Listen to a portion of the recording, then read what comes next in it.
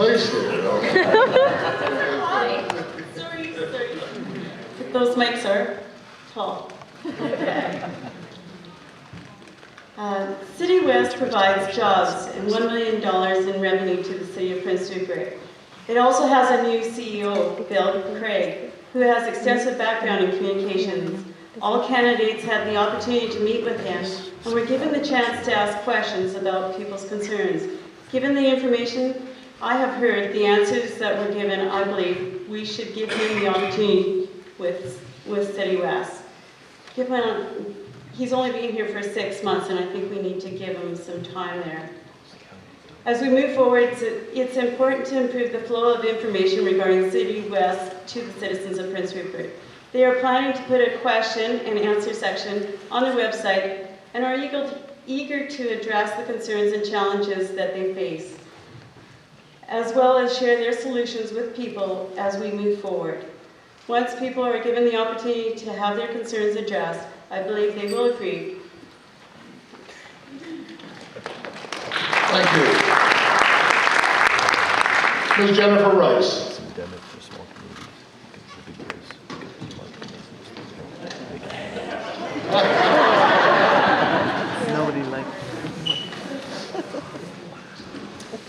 I think the city should continue to own City West. The benefits outweigh the weaknesses. That's not to say that there are things that don't need improving, such as upgrading internet bandwidth to the level people expect in today's day and age. I'm confident that City West is headed in that direction with these issues to be resolved by next year. Under the leadership of the new CEO, Bill Craig, who has a reputation for transforming small and medium-sized telecoms into highly profitable enterprises, I think City West is heading into a highly competitive position. City West currently provides $1 million annual dividend to the city. Without this dividend, taxes would have to be increased by approximately 10%, and no one wants higher taxes. The company is local, it hires local people, 50 of which who live in Prince Rupert. If we had a major telecom like Rogers or TELUS in its place, we'd be lucky to see a kiosk with one low-wage paid person sitting in there. With the current 30% market share in the Northwest, there's potentially 70,000 customers to be acquired.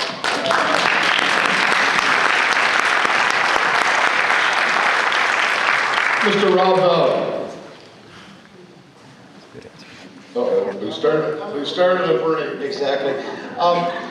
When we had the meeting with City West, I'll be honest, I probably knew more about the technology than everyone else because of my field. And like a lot of you, I thought that it was just a burden on the city. Well, the fact is, other than the original purchase of the $40,000 that the city paid for it, City West has never gotten any other money from the city and never asked for any money. City West is self-supportive. Even though in the back of our mind, we got to remember that there's no guarantee with a telecommunication company. It could go a different way down the road. But listening to what they say, they have a definite business plan. And I left that meeting feeling really proud about a company that actually has its head office in Prince Rupert, and that's a great thing. So I think in the future, let's hold on to it. Let's, there's, give them a chance. Yeah, we'll see where she goes. But for now, I think we should hold on to the company because she's definitely a big asset to Prince Rupert. Thanks.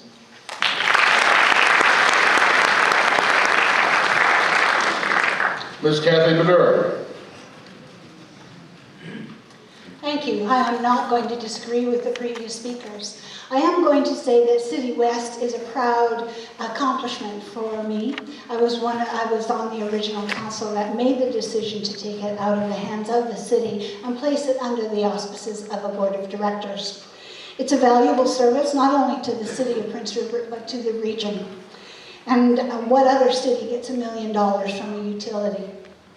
Until the board of directors comes to us as the shareholder, the one shareholder, I believe that we must keep this valuable resource. It's a local employer. It's a good corporate citizen. What else could a council want? Thank you.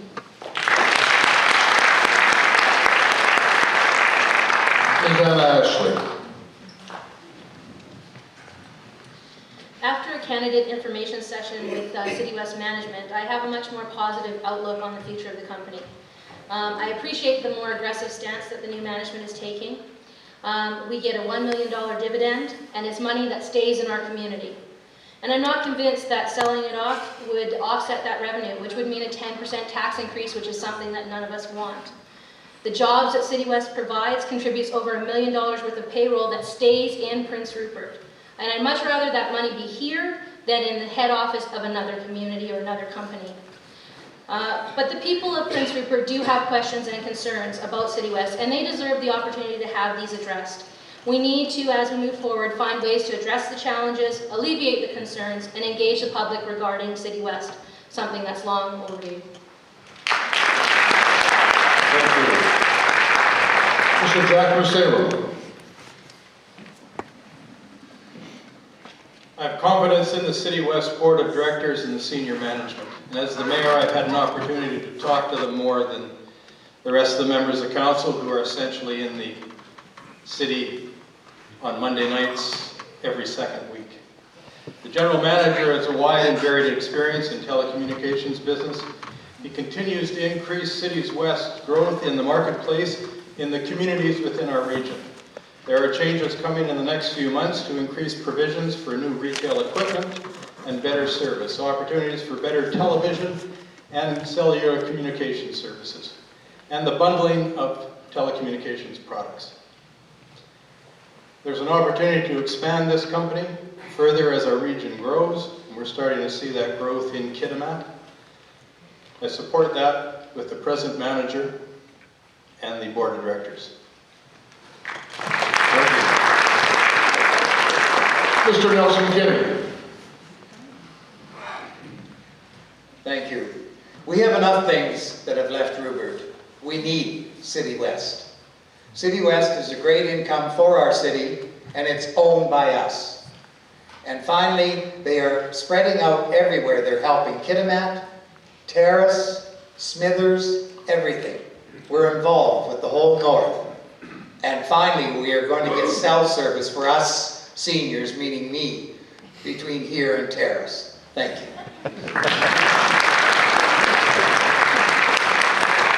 Ms. Gina Garrow. What do I think the city should do in regard to City West? I think we need to steer the course. I've spoken with Mr. Craig, the CEO of City West, on several occasions, and I'm very excited that we've hired him, and his management team are trying very hard to turn the company around and keep it a strong, viable company. We employ over 70 people with the company, 50 in Prince Rupert, over 20 in Terrace. $9 million is paid annually into the city, into wages which get put back into our city. Also, the dividend that we receive every year keeps our taxes down. So I'm happy to keep it where it is, and I support the management and the staff. Thank you.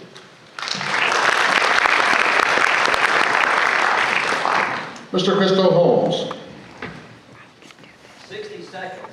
I think it's really healthy to have this debate every 3 years. I'm all for keeping City West. You don't sell a growth company. It's had to digest an acquisition which is providing great growth strategies. Management appears confident, competent, earnest, and excited about growth prospects.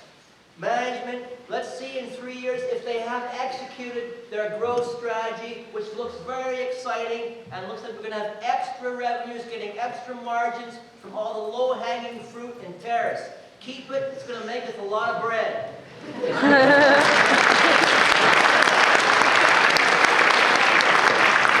Mr. James Kirk.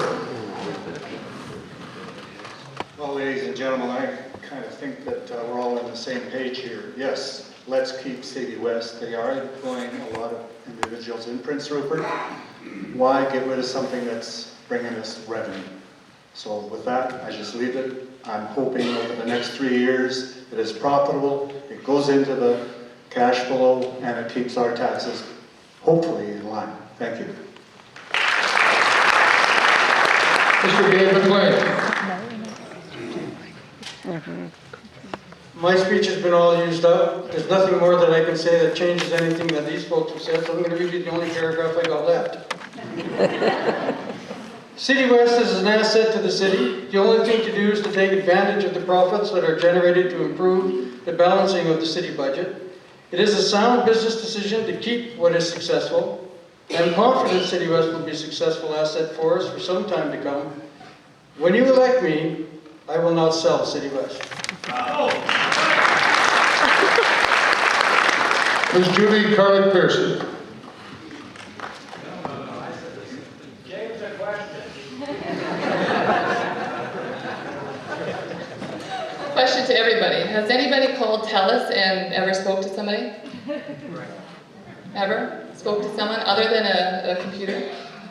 Every company has glitches. The bottom line here, it's a no-brainer, right? So I'm not going to go into the logistics about what we need to do and how many people we're employing.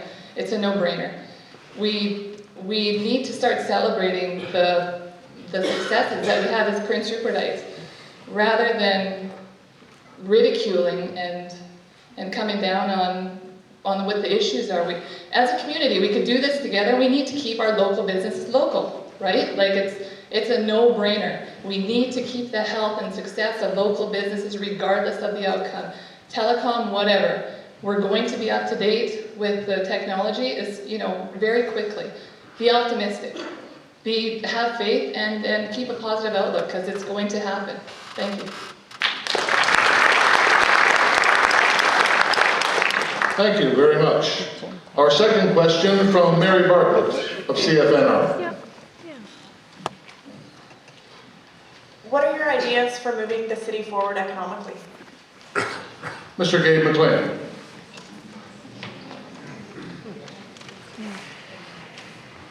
My answer is going to be short.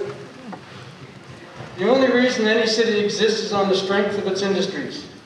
When elected, I will motion that the city move on its own and in partnership with existing industries and business to develop plans and infrastructure to attract new industry to do business. I will be very conscious that we do not become protectionist with our business practices in this community. Thank you. Thank you. Mr. Holmes. Economically? Okay. Let's keep our eyes on the ball. Can you hear me? Okay. Can I have the 30 seconds, 1 minute start over again, please? Let's keep our eyes on the ball with infrastructure. Small business likes to go to a town that has modern infrastructure. That might mean secure, good delivery of utilities, no water breaks, no roads in disrepair, bridges, data transfer at high speeds. That is good for small business, and they will locate to towns that provide those services. So infrastructure, maintain, bring in business. They like to have a modern city to locate in. Thank you. Ms. Moorhart.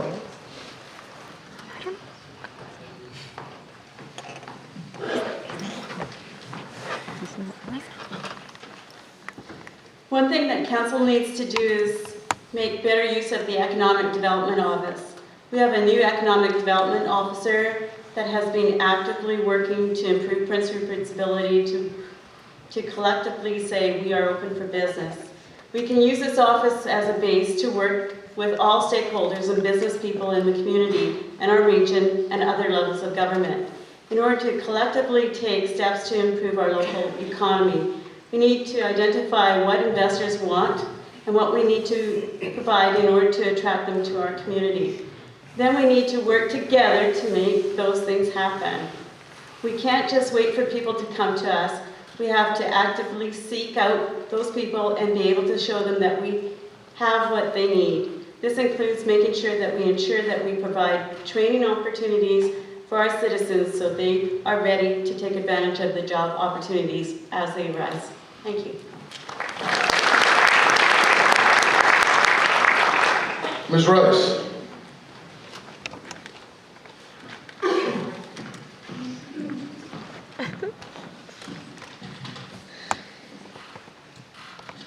Let me first preempt this with the question asked for ideas. So these are ideas and not campaign promises. Of course, these would need to be further fleshed out and investigated. I think we can work with the Chamber of Commerce and the Community Futures to help support existing businesses and to encourage new businesses. One idea I have is to put forward a bylaw to help support local businesses by banning work camps. So if big industry comes to town and sets up and has imported labor, the workers would have to stay in our hotels, in our accommodations, eat in our restaurants, and shop in our grocery stores. The city of Dawson Creek has a similar bylaw to this for when big industry, primarily oil and gas, goes to their town. I think we need to focus on our strengths and build on those. The Lester Center. Partner with Northwest Community College and have a stage design program. Attract theater students and attract theater teachers. City West, start exploring a telecommunications training center. Tap into our hotels, hotel management programs. Thank you. Mr. Clerk.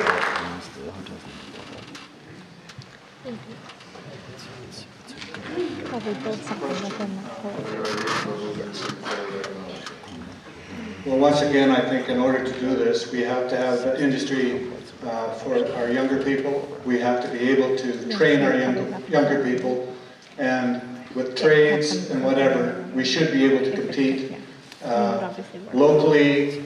The more young people that we have, the more tax dollars that come to us to support us as seniors later in our lives, of which I am a senior, and I'd like to make sure that that keeps going that way so they can support me.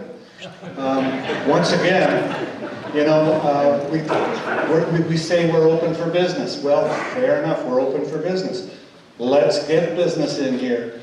When business comes into a community, it creates more jobs.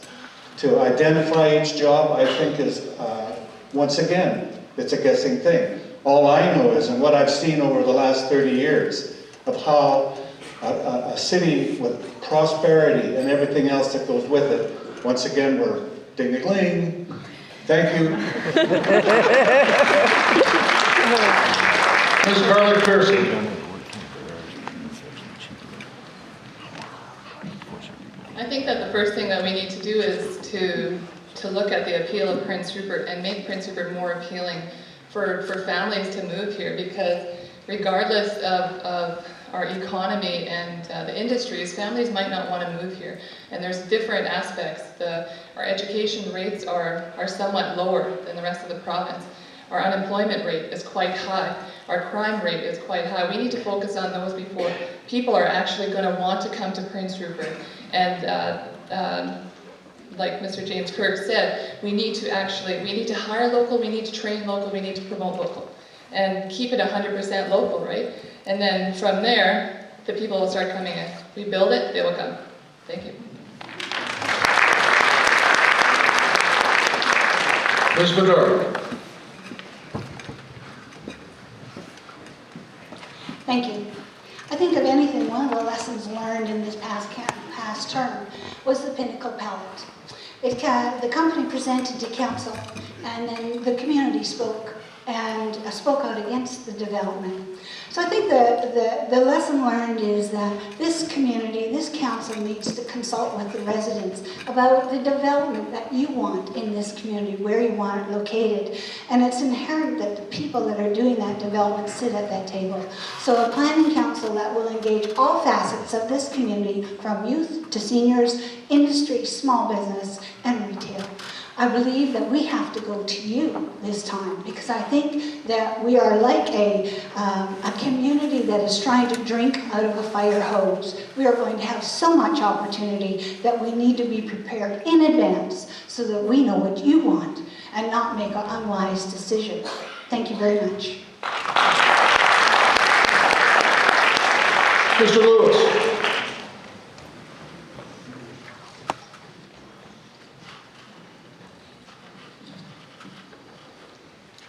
As a long-time worker in the fishing industry, union rep and general executive board member, I have seen significant technological change, processing more product with less people, contracting out, and of course raw exports. I see opportunities in challenging current industry and convincing new industry that working with us to create new work opportunities and to help improve the quality of life is something we can all prosper from. Our port is becoming more and more appealing worldwide, and any increase in positive economic activity should be shared by by our community by way of contributions to new work initiatives or possible investment in local scholarships to fill their expansion needs. Prince Rupert is open for business. We need to welcome them, but at the same time, we need to ensure that we share in any economic benefits. Thank you. Mr. Municipal. I would pursue Fisheries Legacy Trust money for an itinerant marine dock facility to provide more visiting yachts transiting our area to capture that business and to provide winter moorage. I would lobby for support of port facility development that is acceptable to the city. I've assisted Campotex on 3 separate occasions to move their project forward. I pursue an increase in cruise ship visits to 4 ships a week, and I was away last week talking to cruise ship company representatives. I would keep city residents apprised of development and employment opportunities. With that in mind, I'm already planning an employment opportunities workshop in the new year. I promote an increase in local business through the retail store space inventory that I initiated and the business attraction program, as well as our community profiles. And lastly, I would pursue the redevelopment of Watson Island for local business and employment opportunities. Mr. King. Thank you. We need to work with national and international transportation businesses as well as governments to promote Prince Rupert's world trade.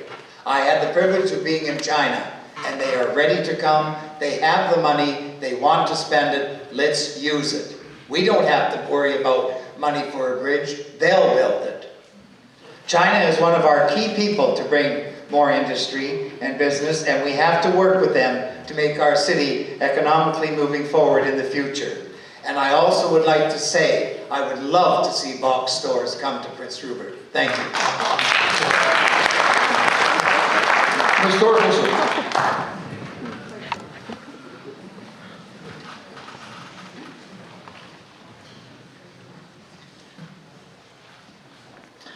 On growth, my goals would include solving the Watson Island problem to the city's advantage by resolving the court cases and environmental remediation issues. Unfortunately, neither of these are entirely under our control.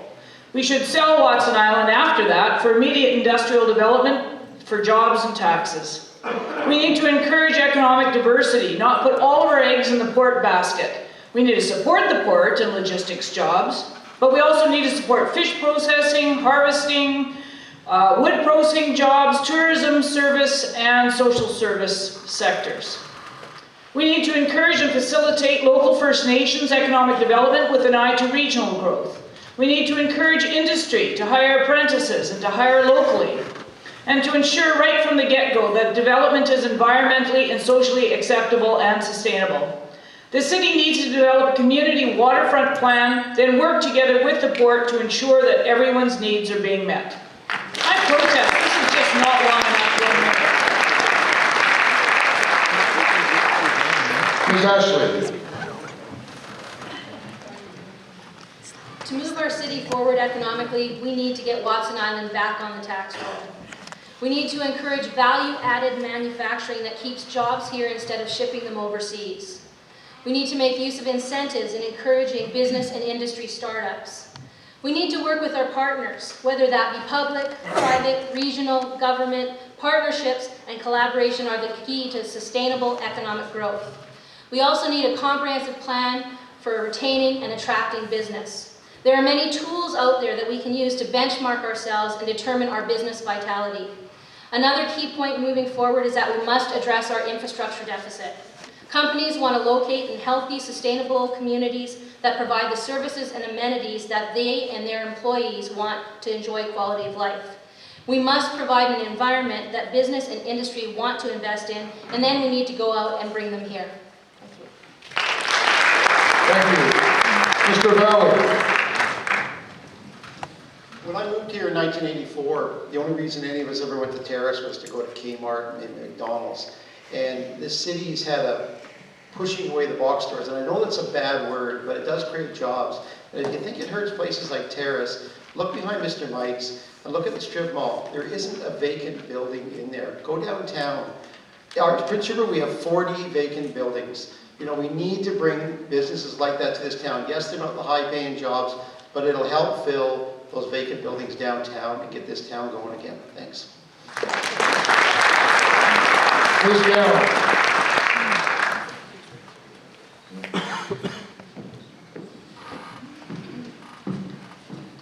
In order to move us forward economically, we need to promote ourselves. If anybody's run a small business, you can't just open your door and expect people to walk in.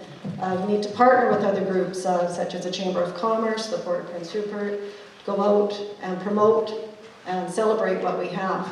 On our trip to China, it was an example of how well these kinds of partnerships worked. Without partnering with the Port, the Chamber, Ridley Terminals, and our economic development officers, this trip would not have been as successful as it was. We have had numerous visits from Chinese investors since we returned from our trip. When we were in China, CN, for example, has marketed us so well that most Chinese companies are very excited about Prince Rupert. In fact, they know more about Prince Rupert than most British Columbians or Canadians for that matter. So in order to get our economy going again, we need to get our citizenship up to about 5,000 more people so we can fill up those retail stores downtown and make our city look more vibrant than it already is. Thank you. Thank you. And for our final prepared question, Mr. Alan Hale of the Northern View. Oh, it's on this time. That's good. If you are elected, you will be taking over a community with millions upon millions of dollars worth of infrastructure work that needs to be done. What do you believe should be the city's priorities for this work, and how, more importantly, how will you pay for it? Ms. Ashley. It's true we pay high taxes, but it's also true that we have a lot of services and amenities that other towns don't have. So in terms of addressing the infrastructure deficit, the first thing we need to do is determine people's priorities in terms of our budget. It means a more open budget process where we ask people, what do you want? We then need to manage our spending based on what people are willing to pay for while keeping the need to address our infrastructure deficit at the forefront. It means taking a hard look at permissive tax exemptions and grants and creating policies that reflect community priorities. We must hold management to task to find the balance and actively seek alternatives to taxation as a sole source of funding. Efficiencies must be found through restructuring, and we need to be proactive about collaborating with other levels of government to share costs and holding higher levels of government to account to lobby for revenues generated in our region so that they start coming back to our community. Mr. Rowley. You know, the problem is there's going to be things that have to get done right away.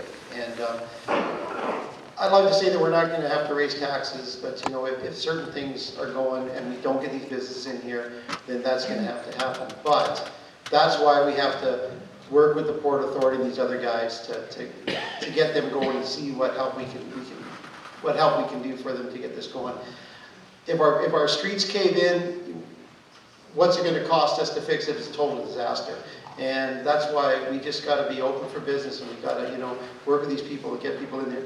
I don't want to, I pay enough taxes already, and I don't want to pay any more taxes. So let's focus on bringing the businesses back to Prince Rupert to help pay this. And also Watson Island, you know, let's go after them too, because you know what, we keep on hearing this story that they're going to pay, it's in court, whatever. That's part of our key too, you know, just get it in there and get it done. Thanks. Mr. Murray.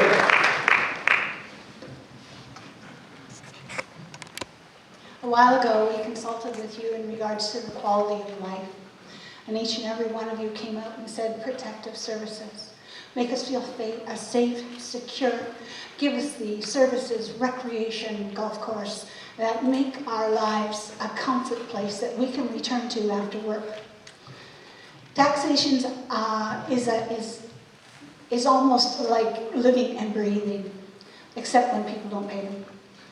And you know what, there's no guarantee. that if we can increase the businesses, the industry tax base, we can move forward. We can have a champagne budget. I think what it is we have to, as a council, look at when the community grows, how are we going to manage and how are we going to set the pace of spending when we get to the point where we have too much money. I think that looking in the past and thinking about how taxation is affecting us now, we really need to plan for the future. Thank Thanks you. very much. Ms. Garrow.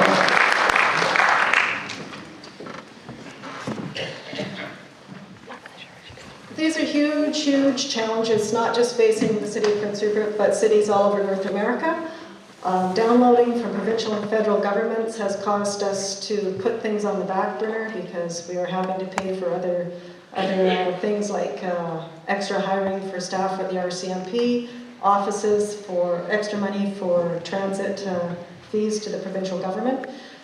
With these downloading, it just puts more tax burden on the taxpayer. And I think we need to engage with our staff, our management, and union executives to work really hard together to find innovative and effective ways of finding new ways of doing things in order to stabilize our infrastructure and to preserve what we have, as well as the services that we provide to the city. And I think the community as a whole needs to sit down and figure out what those priorities are, what's most important and what's least important. And then we can go forward and make a plan. Thank you. Ms. Thorkelson.